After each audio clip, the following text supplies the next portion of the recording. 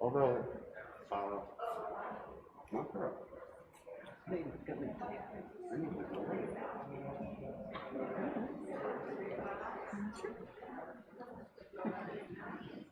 this is very cool.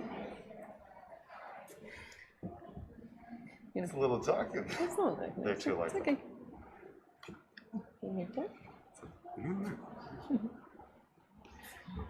Hi everyone. Shabbat Shalom. Chag Sameach. Glad to have you here tonight.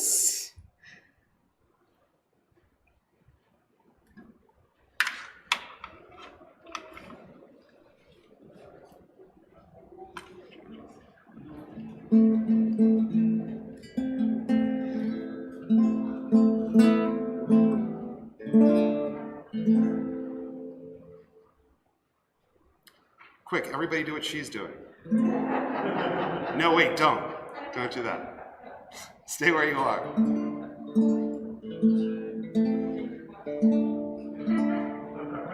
Next year. I wish I could. I know you too well, actually. Once more with feeling. Hi everyone. Shabbat Shalom. We're so glad that you could be here with us celebrating Shabbat. And of course, for all of our friends watching at home, we are glad you are here as well. Now, for those of you who are watching at home, just a heads up that next week we are moving back into the sanctuary.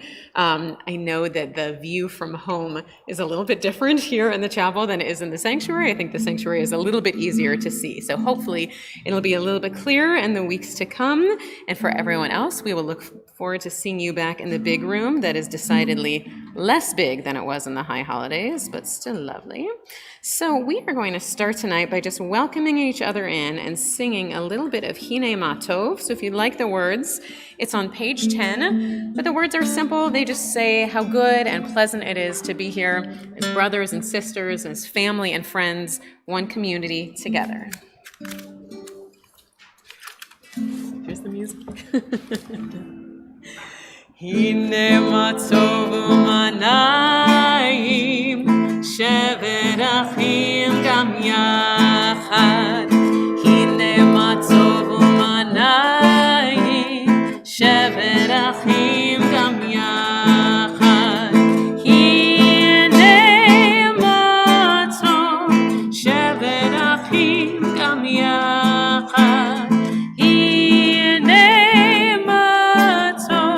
Shevet achim gam yachad. So tonight we are, as we do every week, we are going to do the Shabbat rituals that many people do in their homes, but we are doing here all together. And as many of you saw for Rosh Hashanah, I bought myself a present.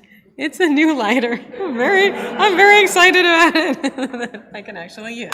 So we are going to turn to our candle blessings that can be found on page 2. I'm going to do it myself. Go like a It's a schlep for me, you know? It's a schlep. It's such a pleasure. Still need 2 hands. It's geschmack. Go ahead. Okay.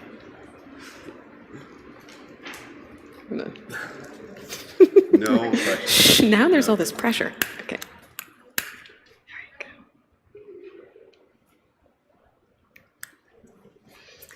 All right, so we bring in those lights.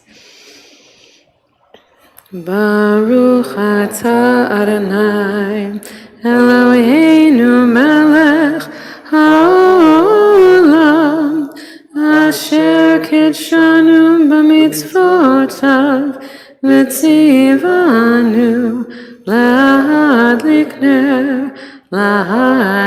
ner shel Shabbat. And we'll lift our glass for a little sweetness. Baruch atah Adonai Eloheinu melech haolam borei pari hagafen. Now, I don't know if you will be able to see this from home. Rabbi Michael, you may need to help me with the unwrapping here, but Maura Diane made us a particularly gorgeous, will you take the, just take the plastic off. This is a sprinkle challah, if you can't see at home. It is really beautiful. I apologize to Derek in advance because the sprinkles immediately go everywhere, so maybe we won't unwrap the whole thing, but Baruch atah Adonai Eloheinu melech haolam hamotzi lechem min haaretz. Amen. And we have all sorts of sweet treats this week on Sukkot and also next week on Simchat Torah, so this really sort of gets us in the mood for it.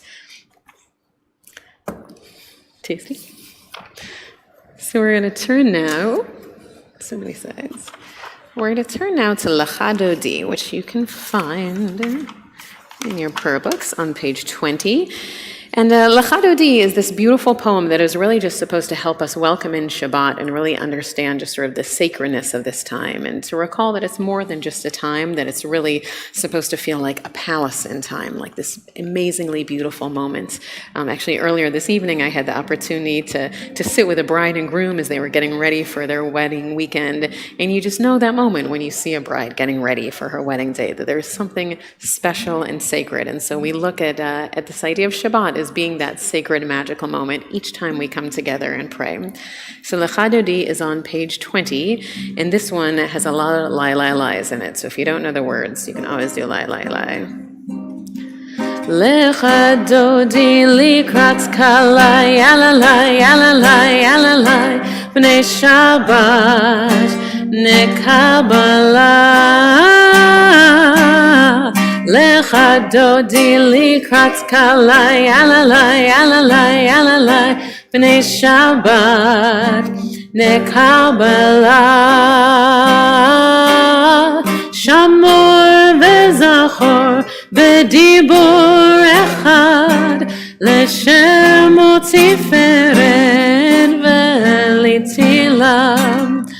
אדוני אחד ושמו אחד לשם ותפארת ולתהילה. Lecha Dodi likrat kala, yadadai, yadadai, yadadai, b'nei Shabbat nekabala. Beautiful. So we're going to turn now and we're going to call each other to worship. And if you are able, I would ask you to please rise with your feet. And if you can't rise with your feet, you can rise with your hearts and rise with your voices. But we're going to join on page 28 and call each other to worship.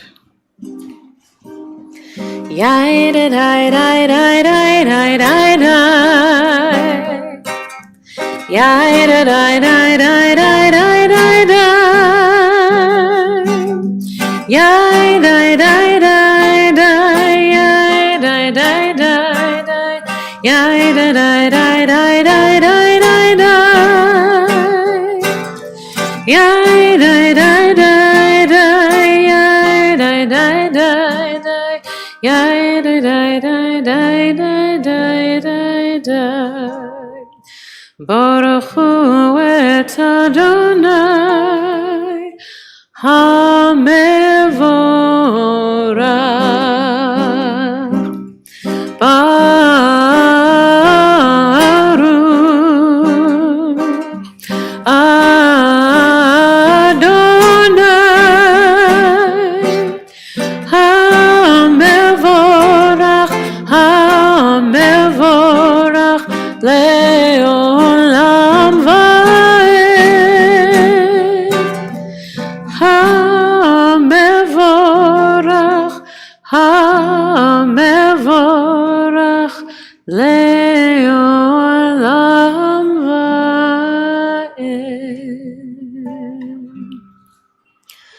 On page 31, this is an hour of change. Within it we stand uncertain on the border of light.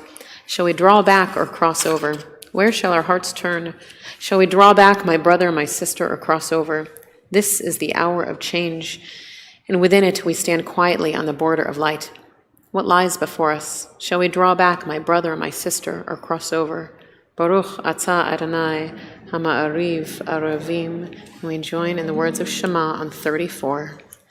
Shema Yisrael Adonai Eloheinu Adonai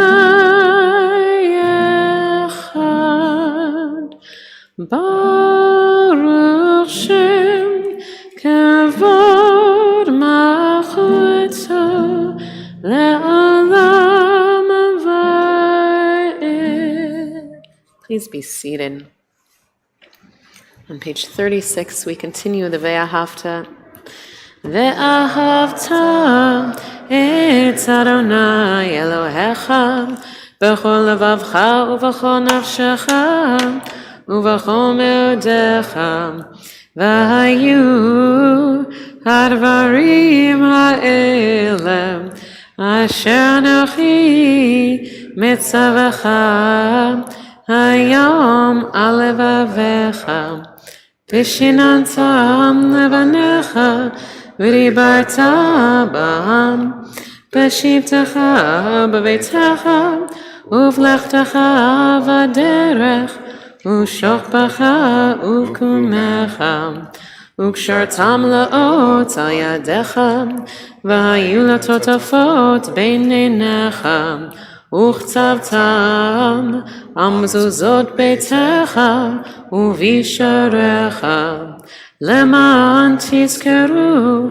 ועשיתם את כל מצוותיי והייתם קדושים לאלוהיכם אני אדוני אלוהיכם אשר הוצאתי אתכם מארץ מצרים להיות לכם לאלוהים אני אדוני אלוהיכם.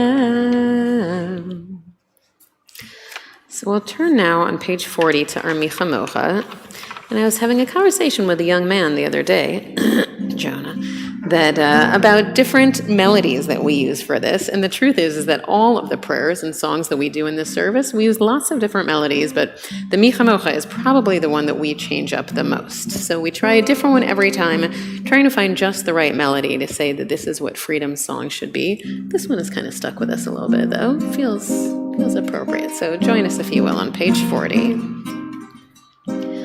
Micha Mocha Bailim Adonai Micha Mocha Nedar B'Kodesh Nora Tilot Osei Felem Nora Tilot Osei Felem Micha Mocha Bailim Adonai Micha Mocha Nedar B'Kodesh. So every week we get to this next prayer and I say, like, not the same thing, but almost the same thing to you. I talk about this idea of that we always ask for God to spread a sukkot of peace over us, a sukkot shalom over us. But this is the one time where actually we're talking about Sukkot during Sukkot. So it's very exciting. So on page 42, we sing of the sukkah that we ask God to spread over us at all times. But we feel it even now more than ever when we're in the holiday of Sukkot and we can truly go outside and feel both just how fragile and precious is this idea that God is there protecting us at all times. So, Hashkivenu on 42. I slipped in the one Rabbi Michael doesn't like. Sorry.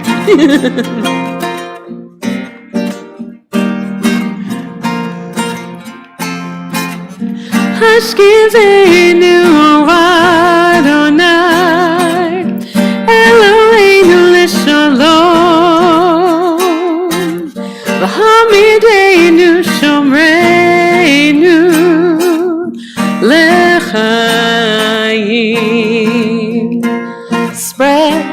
shelter of your peace over us. Guide us in wisdom, compassion, and trust. Hashkiveinu Adonai, Eloheinu l'shalom, v'hamideinu shomreinu l'chaim. Save us for the sake of your name. Shield us from hatred, sorrow, and pain.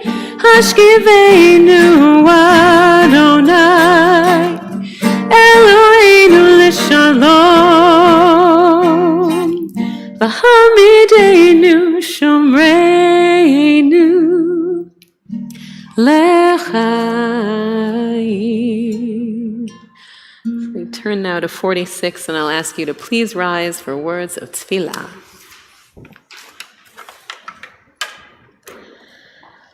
Adonai sefatai tiftach ufi yagid tehillah. Adonai, open up my lips that my mouth may declare your praise.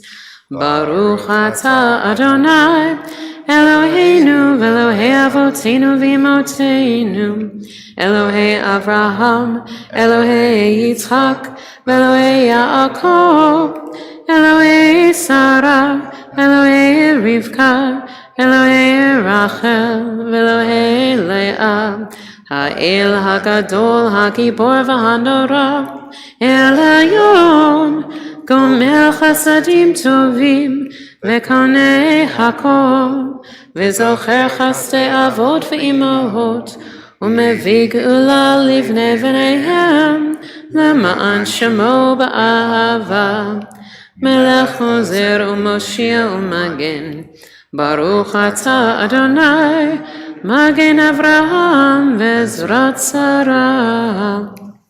Atah gibor le'olam Adonai, Mechayei hakol atah rav lehoshia, Mechakel chayim bechesed, Mechayei hakol berachamim rabim, Somech noflim ve'ofech olim, Umatir asurim, Umekayem emunato lishenei afar, Michamocha ba'al gevurot, Umido melach, Melech memit u'mechaye, U'matzmiach Yeshua, V'ne'eman atah l'chayot hakom, Baruch atah Adonai, Mechaye hakol. Please be seated. And we'll turn now to page 60, where we offer a prayer for peace, for our community, for our country, over Israel and all the world.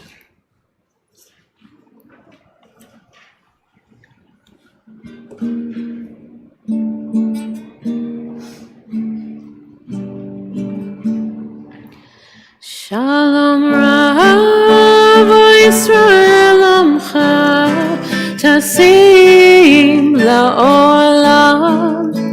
Shalom Rav Yisrael Amcha Tasim La'olam. Ki Ata Melech Adon Lechol Shalom. Ki Ata Melech Adon Lechol Shalom. Shalom Rav Yisrael Amcha Tasim La'olam. Shalom Rav Yisrael Amcha Tasim La'olam. V'tov beinecha levarech et Amcha Yisrael bechol עת ובכל שעה בשלומך. שלום רב tasim la'olam. Shalom Rav Yisrael Amcha tasim la'olam. So we're going to turn on our prayer books now all the way to page 253. This has been a week where I know there are many members of our community who are in need of healing prayers, some because they are ill, others because their hearts are just broken. So if there's someone who you're thinking of at this time who would appreciate knowing that their names were being shared here and you'd like to say it aloud, I would invite you to do so at this time.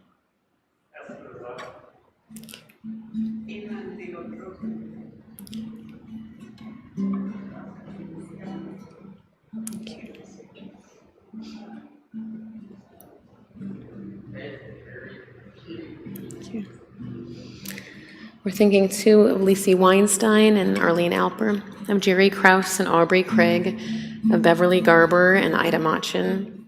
We're thinking of Kelly. We're thinking of Drew and Marcia and Rivka Razel. We are thinking of you.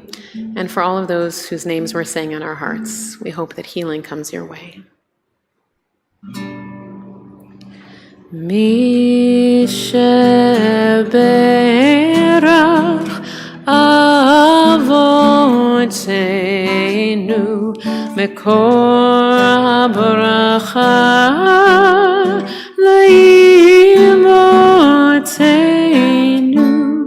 May the source of strength who bless the ones before us help us find the courage to make our lives a blessing, and let us say Amen.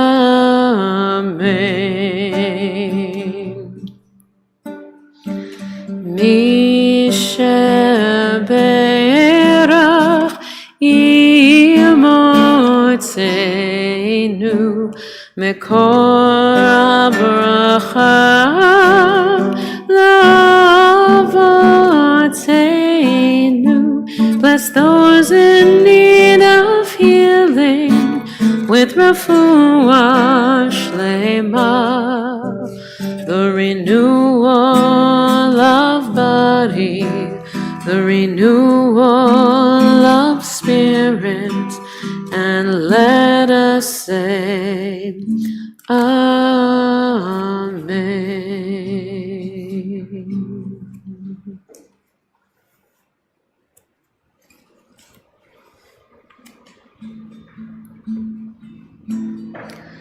Ose shalom bimromav, hu ya'aseh shalom aleinu, ve'yakol Yisrael ve'imeru Amen.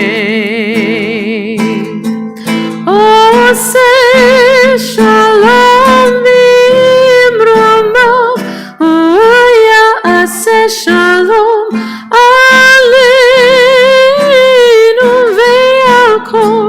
ve'yakol Yisrael ve'imeru Amen.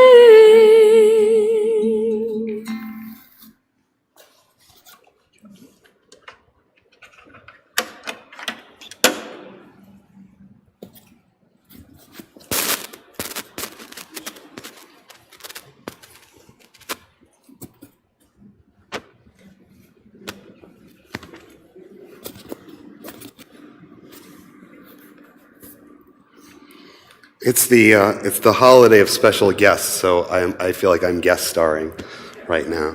Ushpizin is the name we have on Sukkot for sacred guests.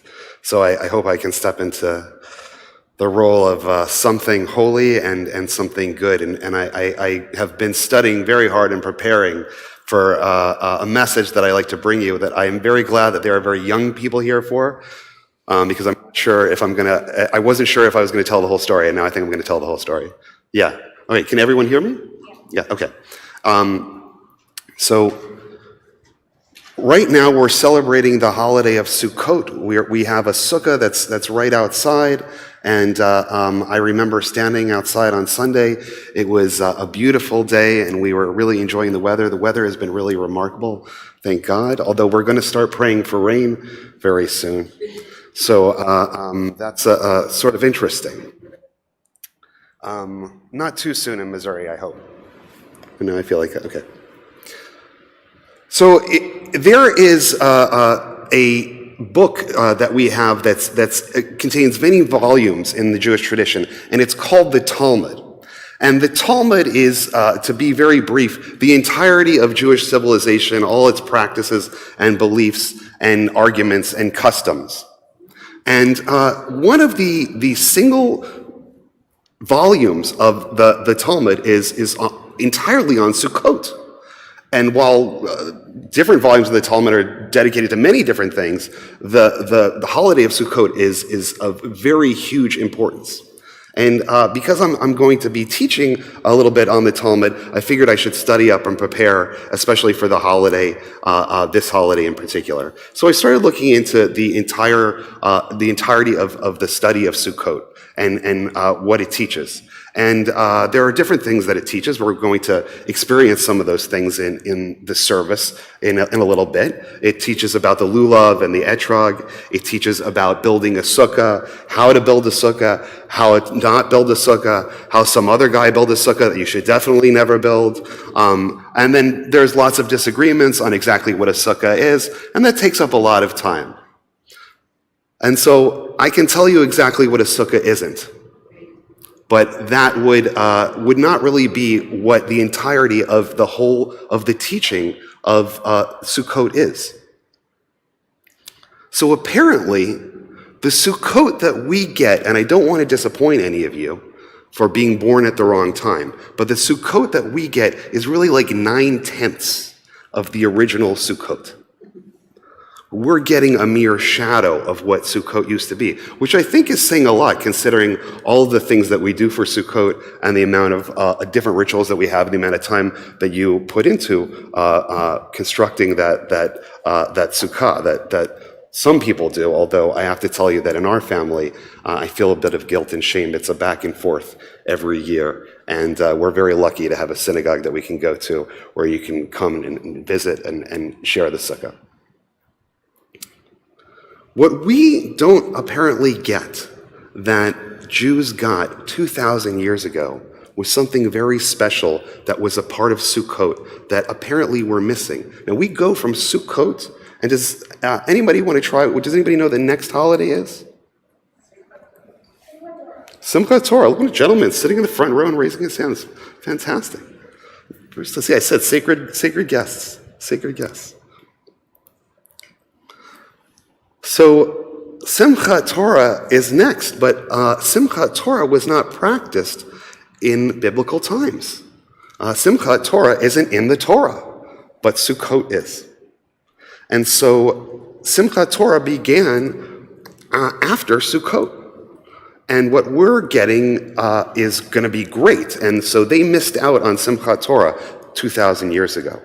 But what we don't get is something called Simchat Beit HaShoevah, the celebration of water drawing, of carrying water. And apparently in the temple, there was a place to go and to draw water out. And they had great rituals that were all surrounded by this. And many of the inhabitants of the populace of Jerusalem came to witness this. And of course, because the temple's no longer there, and because the celebration is done in a different way. But it was said in the Talmud that anyone who saw this ceremony knew true joy, which is a bummer. Because that means that just by virtue of history, I'm kind of ex-qualified. I'd like to know some true joy. So the true joy that I got was continuing on in the Talmud to read exactly how the Simchat Beit HaShoevah ceremony went, how the water drawing ceremony ritual went. So all these people would gather around and they would draw water out in the Temple Mount, which actually has an aquifer underneath it. For those who didn't know, it's pretty neat. There's water beneath that great ancient stone in the heart of that mountain. And water would be drawn up, and there would be all kinds of people singing, and there would be all kinds of people dancing, and there was discussion of the Levites singing, and there was discussion of the priests singing, and there was also discussion of all kinds of different people that were brought in to do singing and dancing as well. And they would carry water back and forth to the courtyards, and then they would bring out the oil, and they would fill different vessels with oil up. And here's the part for all the young people, for all the kids. This is the part that I saved for you. So are you paying attention, young people, both here and far away? I couldn't make this up, and I asked Rabbi Amy permission to say this from the Bima. But it turns out that at Simchat Beit HaShoeva, at the water drawing ceremony, apparently the high priests of Jerusalem would all, now they wouldn't do this in front of everybody, but they would all give over their underpants and pants to be burned as wicks in the giant pots of oil. So anyone who's ever heard the expression liar, liar, pants on fire, it's actually in the Talmud, and it was a real ritual. Again, 9/10 of Sukkot. What did we get? What did we get? So they would use the undergarments that were used by the high priests on Yom Kippur and in the most sacred sections, and they would actually take pieces of this, they would set it on fire and make like giant oil lamps. And they said that the light from these oil lamps was so great that it lit up the whole of the city of Jerusalem. 9/10. 9/10. So again, not just any burning underwear, but sacred burning underwear, so amazing that it lights up the entire, all the courtyards of Jerusalem. And by the way, people don't have backyards back then. Everybody's on rooftops. So really, they're seeing the true light of the priests and the temple on fire in a whole new way. But to be serious, there's also this idea that they are ritualistically burning things. Which we know we do in Pesach. We do that on Passover as well. We take things out, the chumetz, the junk, and we take it out, and we traditionally, if it's safe, that's a way we will set it on fire. And the fire ritual goes on to say that there are a special group of people who come out into the courtyard after the water has been poured, after the oil has been lit, and they sing songs, and they do something with fire. And there's a problem in the Talmud. The Talmud doesn't seem to have clarity on what the word of what this shtiklach, to use the language of my grandmother, what it is exactly these people are doing with fire in the courtyard. So that text is 2,000 years old. And 1,000 years ago lived an interpreter, a Jewish person in France named Rashi. And Rashi is very famous for his interpretations of the Talmud, as well as his sons-in-law. Here's for the sons-in-law, just for a moment, just saying. They become something called the Tosafos. Rashi looks at this word and says, this word is very important. What could this word be? This word must mean when one throws fire up and then it falls down and catches it, and throws fire up and falls down and catches it. This word must be juggling. So for everyone who's a juggler or thinks they belong in the circus, let me tell you that the synagogue and the ancient temple were a place for you too. But I became fascinated with this idea of juggling fire. Because I grew up in California, and I knew that from Polynesian culture, juggling fire was a sacred thing. It was something that people who were only very high in the tribe, or who were elders, or who were people that had a sacred status, could do. And actually, the Talmud goes on, and I'm going to have many discussions about who is allowed to juggle fire. Was it the Levites? Was it the Kohanim? Could it be anybody else? Because juggling fire was such a sacred thing. I never knew. And yet, I think that all of us, all of you who are out there, all of us who are here, can really relate to this idea of what it is to be juggling fire, especially after the last year. And how even every day, for some of us that just do carpool, or who are trying to manage all the different things that we have in life, that there is a true art form to catching falling things.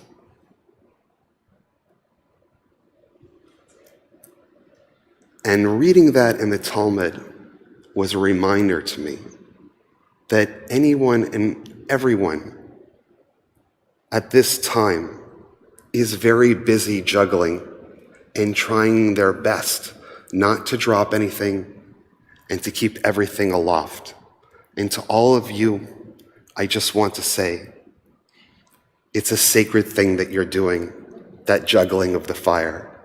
It may seem silly, it may seem trivial, it may seem more than you can handle, but I want to let you know that we've been doing it for thousands of years, and I want to encourage you never to give up. May you have a Sukkot Sameach, a happy, a joyous Sukkot. May you feel sheltered and protected, and may you be guided as you juggle your way through life, whether you juggle fire or you're just trying to be an artist at the lost art of trying to catch falling objects. Now, in case Rabbi Michael didn't make it clear, please do not actually juggle fire at home. It is no longer part of our tradition. It is not appropriate on Shabbat. But instead, what we do in our tradition, and which was a part of their sacred temple as well, is this idea of the lulav and the etrog. So what we're going to do is we're going to do it here, and then following the service, if people want an opportunity to do it themselves, either here or out in the sukkah, you may do so. Obviously, we are going to ask you to do your best to wash your hands or sanitize in between to make sure that we are doing this safely. But we have multiple lulavim, lulavim and etrog in etrog. I think they're both. Is there? I'm just curious. Is there anyone in here who can juggle? Would you raise your hand? No? Lindsay can juggle. Lindsay. No, I think he couldn't juggle. Oh, okay. If Brian was here, he can't. We actually have a beloved family member who did want to juggle fire at our wedding. Our wedding, We told yes. We told him it wasn't allowed, so We he asked did him not. to use So glow no, sticks he's instead. still survived. So, but we are going That's to do it here for you, and then you are able after the service to go here or out in the sukkah and do it yourself. So, Rabbi Micah, do you want to be the shaker? Sure. All right. So what we do? So the bracha, the blessing for being in the sukkah, is Baruch atah Adonai Eloheinu melech haolam asher kiddushanu b'mitzvotav v'tzivanu leishev basukkah, which means blessed are you, God, who has given us the commandment to sit in the sukkah. But this one is a little bit different. This one is all about these are called the four species, and Rabbi Michael was doing a teaching for religious school students last Sunday, so you'll correct me if I'm wrong, but one of the beautiful teachings is that they're supposed to symbolize different parts of our body. So the etrog is supposed to symbolize your heart, and then our three different branches, one symbolizes your spine. You can see that's the palm frond there. And then the other two, one symbolizes your mouth, the words that you speak, and the other, the eyes that you see. Each of them should help you really realize how to go into this new year with a standing tall and being able to see and smell and taste beautiful things. Is that, did I do your teaching justice? Okay. So the blessing for this one is Baruch atah Adonai Eloheinu melech haolam asher kiddushanu b'mitzvotav v'tzivanu al netilat lulav, which means the raising of the lulav. So 6 directions. Rabbi Michael, take it away. All right, towards the heaven, towards the earth. In front of me, behind me, either side. Nicely done. So I guess you didn't need me to say nicely done. You knew you could do it. But anyone who wants to afterwards, again, we'll do it here or outside. But for now, we are going to turn to our Aleinu on 282, and we'll ask you to please rise. Aleinu l'shabeach l'adon hakol, לתת גדולה ליוצר בראשית, שלא עשנו כגויי הארצות, ולא שמנו כמשפחות האדמה, שלא שמחקנו כהם, וגורלנו ככל המונם, ואנחנו קוראים ומשתחווים ומודים לפני מלך מלכי המלכים הקדוש ברוך הוא. ונאמר והיה אדוני למלך על כל הארץ, ביום ההוא יהיה אדוני אחד, ושמו אחד.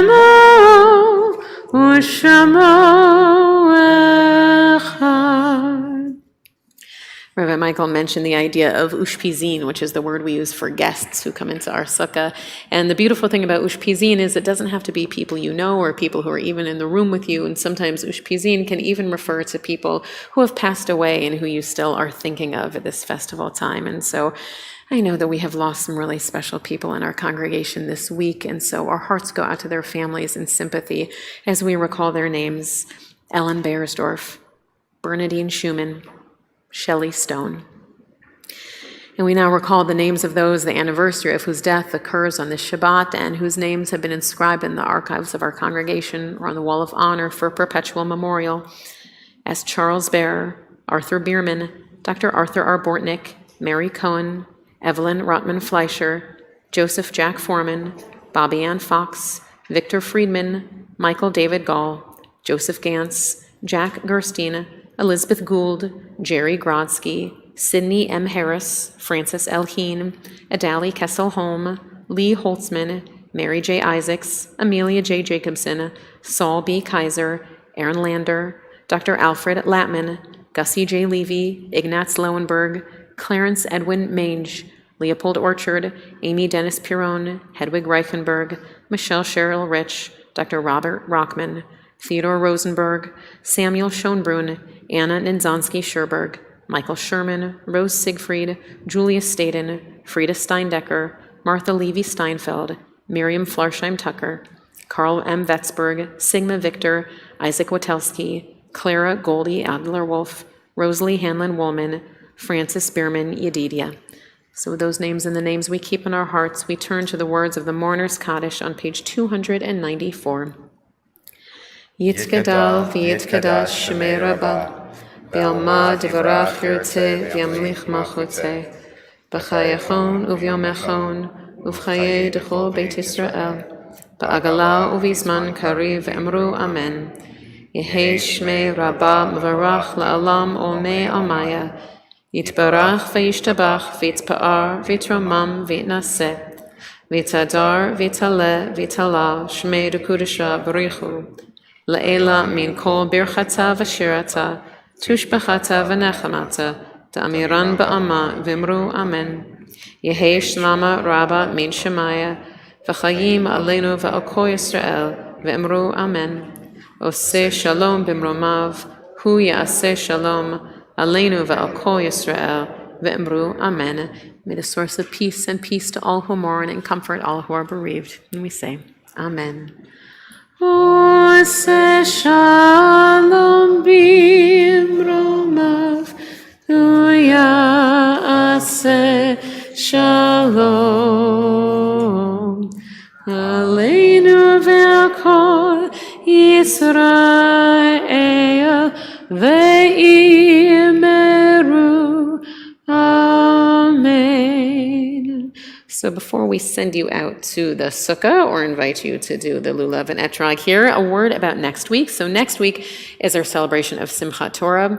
And again, it's COVID, and it's a little bit weird. So we can't exactly do Simchat Torah like we always do. But Rabbi Michael and I, we've come up with something that I think will be still kind of cool. So for Simchat Torah, if you'd like to join us, again, we'll be back in the big room, lots of space so people can feel free to sort of spread out and be themselves. And even though we won't be able to unroll the whole Torah because we just can't figure out how to do that and keep you all 6 feet apart, we're still going to be able to show you some neat sections of the Torah and rejoice as we finish reading the Torah and start all over again. What do we play?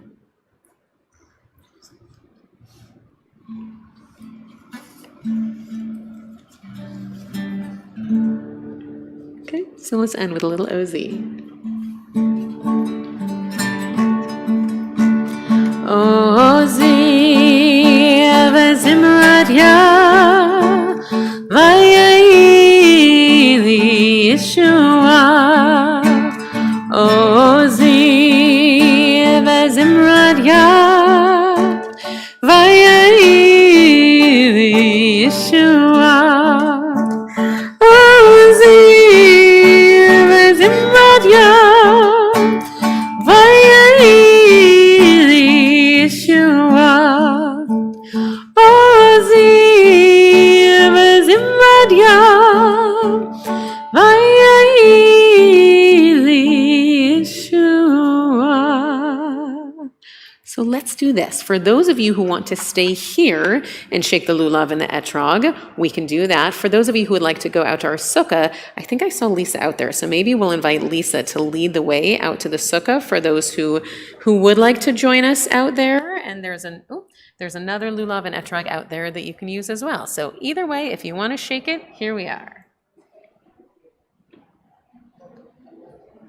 And I think you can smell it with your mask. I think you can still smell it. Let's bring it down.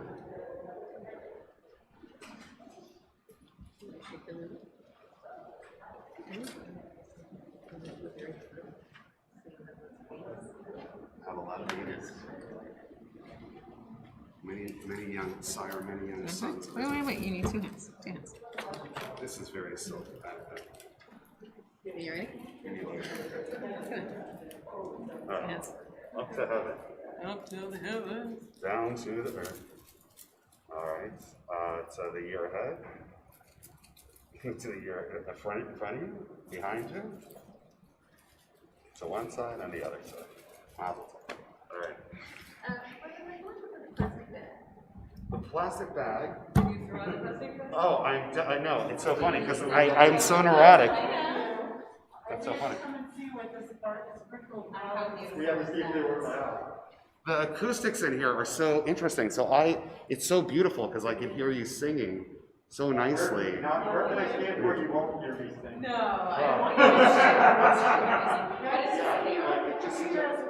What's that? Yeah. For some reason, it's a very weird room.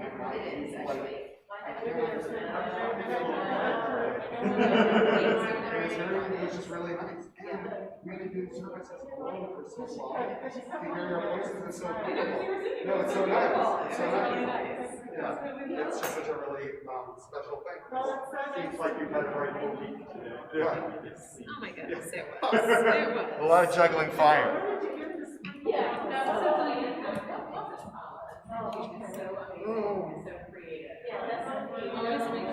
I did not want to go from the public landing. Yeah, well, it's more of a.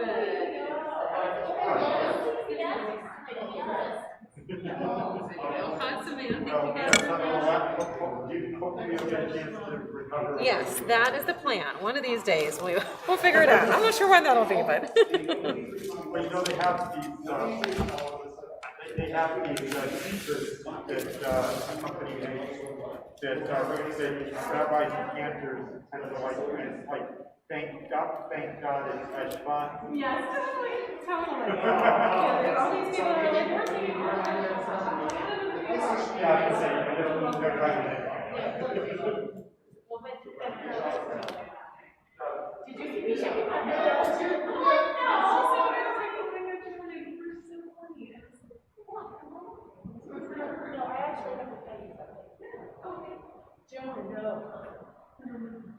you finish it? No.